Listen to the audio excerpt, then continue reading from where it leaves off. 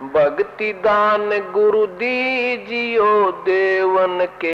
पत्थर पड़ो इसे सुख के ऊपर, और बलिहारी उस दुख के जो पल पल नाम रटावे।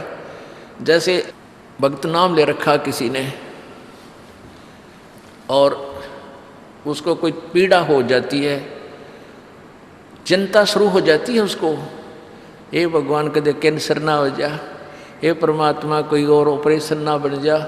तो वहाँ तक जाता है जहाँ डॉक्टर के पास, और भगवान याद रह कर आता है, और वहाँ जाकर डॉक्टर करता है अल्ट्रासाउंड और एक्सरे वगैरह करके बता देता है कि आपको वैसी कोई खास बीमारी नहीं है, नॉर्मल सी है, ये दवाई लो ठीक हो जाए। उसके बाद फिर परमात्मा के गुण कितने गाता है वो। जो भक्ति से दूर हैं वो तो भूल भाल जाते हैं, उनको तो परमात्मा याद आता है, कोई ना डॉक्टर दिखे। और पुण्यात्मा जो भक्ति करते हैं उनको डॉक्टर नहीं भगवान पहले दिखाई देता है।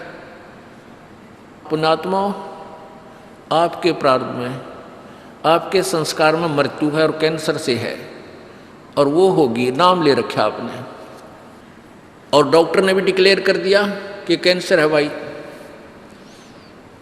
पीछे आपको उदाहरण दिया था, एक लड़का रोहतक से, इकलौता पुत्र, और 10 साल के बाद पुत्र प्राप्ति हुई, और उस लड़के का कान में कैंसर बता दी, PGIMS रोहतक तक। उन डॉक्टरों ने फाइनल कर दिया और उसका पूरा डाटा अपने मोबाइल में नोट कर लिया कि इसका ऑपरेशन करवा ले और दिल्ली ले जा, हम नहीं कर सकते। वो रोता हुआ यहाँ आए। अब क्या है कि ये काल बड़ा उस्ताद है, थोड़ा सा सुख होते ही भगवान ने भूलन लाग जाए। वो 5 महीना में आए हमारे पास रोहतक से, जबकि आए महीना आना चाहिए था। 5 महीने में पता करा भाई कितने दिन में आए, वो 5 महीने वाला गेला। हमें भी ज़्यादा खींचातानी करें भाई इतना लेट क्यों हो गया, तो भगवान ने नहीं चाहिए तो फायदा क्या होगा। ये कुदरती है, जब इस महीने 2 महीने में आपके प्रेरणा नहीं उठी, लोर नहीं उठी आने की, तो फिर भक्ति कहाँ चल रही है आपकी। बंधन तोड़ कर आ जाओगे जिसके अंदर भक्ति चल रही है, चाहे कितनी दूर भी क्यों नहीं है इंसान। भारत में कोई दूर थोड़ा, कोई वीज़ा थोड़ा बनवाना है दोबारा आने के लिए, और वो भी नहीं आ पाते हैं, फिर भक्ति नहीं चल रही उनकी। तो फिर रोए दोनों, और लड़का भी रोए, उसकी पत्नी भी रो, उसका बाप भी, दोनों। वो लड़का छोटा ही था, 12-13 साल का। कहने लगे जी कैंसर बता दी, हमारा इकलौता पुत्र है। बुरा हाल, मेरी नहीं सुने, रोए वहाँ बेटा बात सुनो, आप दोबारा चेक कराओ और पूरी श्रद्धा रखना मालिक में। आप दोबारा ऑपरेशन कराने से पहले चेक जरूर करा लेना, ऑपरेशन नहीं मना करता मैं, और ऑपरेशन भी मालिक की दया से सफल होया करे इसी बूंदी बीमारी का। तो उनके यह बात जच गई, जानते डॉक्टर से कहा जी इसको ऐसे, वो रिपोर्ट दिखाई, और फिर कहा जी, वो डॉक्टर ने कहा अभी मैं दोबारा चेक कर लूँगा। मालिक प्रेरणा करता है कि एक बार चेक करना पड़ेगा, मैं ऑपरेशन करने से पहले चेकिंग फिर करूँगा। दोबारा चेक किया, उसने बताया इसका कोई कैंसर नहीं है, और कान की हड्डी बढ़ा है, और 6 महीना में एक बार दिखा जाइए, आप पर ठीक हो जाइए। अब पुण्यात्माओं, अब उस परिवार को भगवान कितना प्यारा लगेगा, कितनी श्रद्धा बढ़ेगी।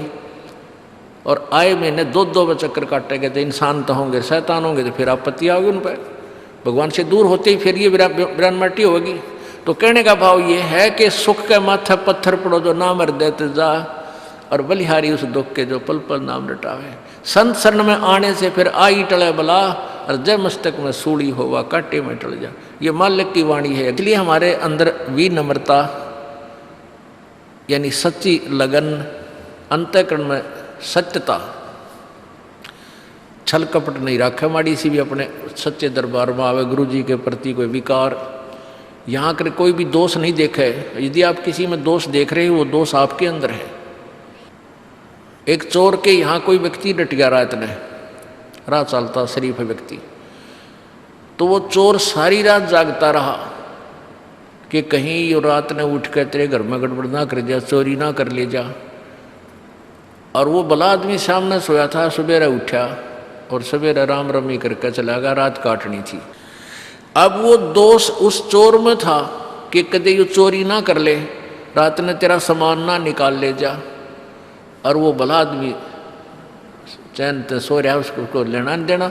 तो ऐसे ही एक घर में चोर आ गया, राह चलता व्यक्ति था, वो था चोर, डट गया किसी के घर पर। उस भले व्यक्ति ने वो चोर ना दिखाई दे था, क्योंकि उसमें दोष नहीं था। उसने अपने घर में उसको रोका, गर्मी सर्दियों के दिन थे, वहीं जहाँ आप सारा परिवार सो रहा था वहाँ सो गया। रात ने उठ के उन्हीं के घर में चोरी करके चोर जाता रहा। अब वो भले आदमी के मन में दोष नहीं था, वो ना जा गया, क्योंकि उसने अपने जैसा दिखा था। और वो भला आदमी उस चोर के घर डटिया, तो उस चोर ने वो भला आदमी भी चोर दिखाई देता, वो दोष उसके अंदर है। तो इसी प्रकार आप किसी अन्य में कोई दोष देख रहे हो, वो आपके अंदर उससे अधिक मिलेगा। ये टटोल के देख लेना। जब आपके अंदर कोई दोष है नहीं तो आपको दूसरे में दिखे को ना। ये एक अपना दर्पण है अपने अंदर के विकार देखने का।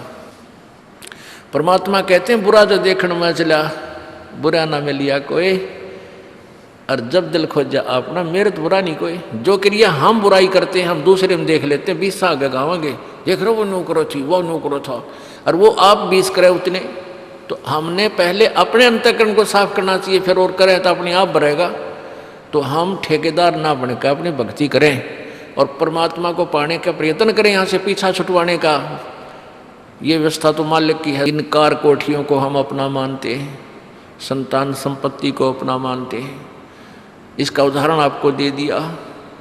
परमात्मा कहते हैं राम नाम कड़ुआ लगे और मीठे लागे दाम, दुविधा में दोनों गए भाई, माया मिली ना राम। माया तो मिले को नहीं, यानी मान लीजिए आपके पास अरबों संपत्ति अरबों हो भी गई तो वह तेरी नहीं। आपको 2-4 रोटी सुबह 4 रोटी शाम में, और 1 वर्ष में गणित गणे 4 कपड़े कुर्ते पजामे बहुत। 1 वर्ष में खत्म, आप पाटे को नहीं, ऐसा ही काम रह रहा आजकल। और 2 जोड़ी चप्पल कुर्ते जूते, और 1 खाट का स्थान, 1 चारपाई आ जा, गणित गणित 2 आ जा, जितने एक परिवार एक व्यक्ति को 1 चारपाई। कहने का भाव यह कि ऐसा सीमित सा मकान, इतने की आवश्यकता आपको है, और बाकी पैसा आपके पास उसने के सिर में मारोगे, क्या करोगे उसका?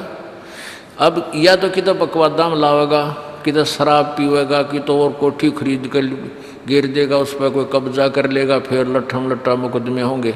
या कोई ले लेगा रिश्तेदार या कोई मित्र बन कर फिर दे को ना, फिर खेचा तानी रात ने नींद आओ ना, वह रखेगी बेगन में पात्रे वो माया तने जीर्ण नहीं दे।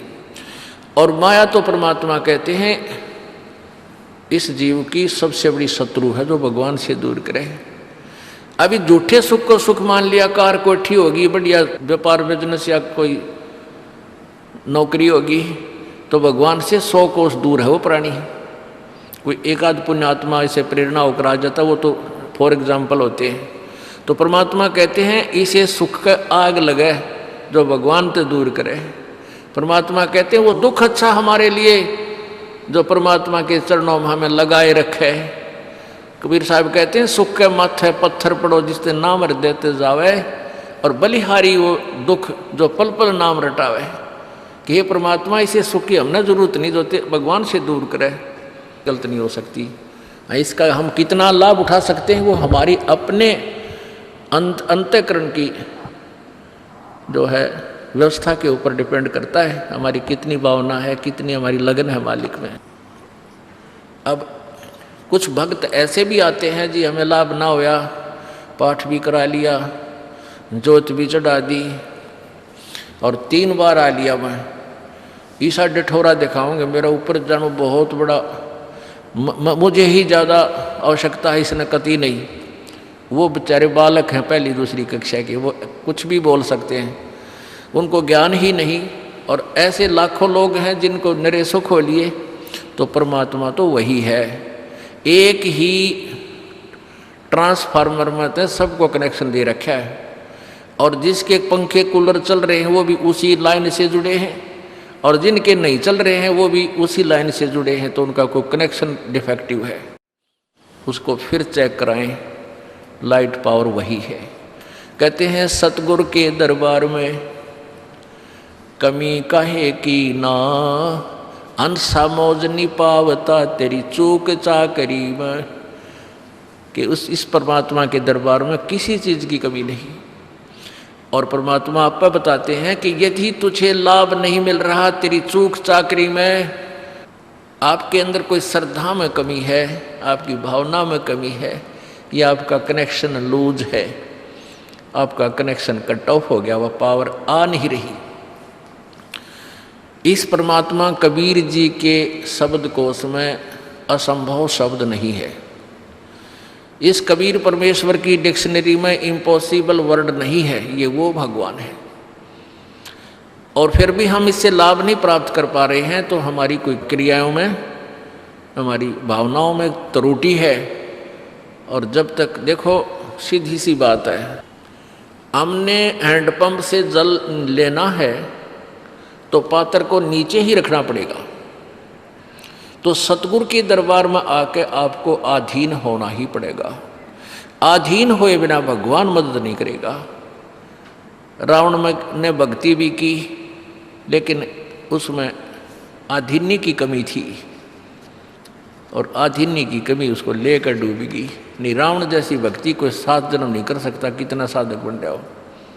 जब परमात्मा के नाम पर यहाँ से काट कर चढ़ा देना अगले समर्पण, तो कहने का भाव ये है कि और फिर उसके अंदर जैसा किया वैसा फल उसको मिलता रहा, लेकिन अधीन्य नहीं आई, फिर सारी करी कराई खो दी।